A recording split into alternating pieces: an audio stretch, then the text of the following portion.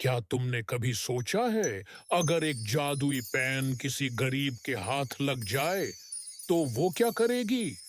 चलो, आज तुम्हें एक सच्ची कहानी सुनाता हूँ, शक्ति और उसके जादुई पेन की, जिसने कभी स्वार्थ नहीं किया, सिर्फ सेवा की। गांव की सीमा पर एक गरीब लेकिन निष्ठावान महिला शक्ति हर सुबह जंगल जाती, कुछ लकड़ियां, कुछ उम्मीदें लेकर।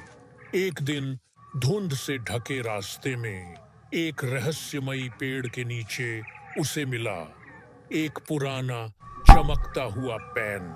शक्ति वो पेन घर ले आई। शक्ति ने चूल्हे पर पेन रखा और कुछ ही देर में रसोई से उठी एक जादुई खुशबू।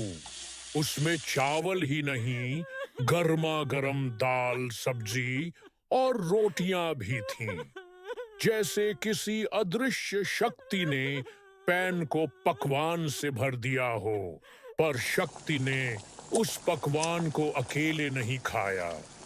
उसने बुलाया पड़ोस की बूढ़ी अम्मा और उनके पोतों को। पहली बार उस गली में फिर से हंसी गूंजी। अब हर दिन शक्ति पैन में खाना बनाती और हर भूखे को खिलाती, बिना किसी स्वार्थ के। एक व्यापारी बोला, इसे बेचो, अमीर बन जाओ। लेकिन शक्ति ने सिर हिलाया और कहा, ये सेवा के लिए है, व्यापार के लिए नहीं। लोगों ने सोना दिया, जमीन तक ऑफर की, लेकिन शक्ति बस मुस्कुरा कर कहती, ये तो बस एक उपहार है, मैं केवल इसकी रखवाली करती हूँ। एक भयंकर सर्दी में, जब गांव में भूख और ठंड ने डेरा डाला, शक्ति ने पैन की ओर देखा और कहा, इनकी मदद करो। सुबह तक उसके आंगन में थे खाने के बोरे, गरम कपड़े, दवाइयां।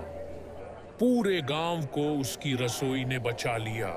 जमींदार आया गुस्से में, पर जब उसने गांव को एकजुट देखा, उसकी आंखें झुक गईं। टैक्स कम कर दिया और जमीन दान कर दी।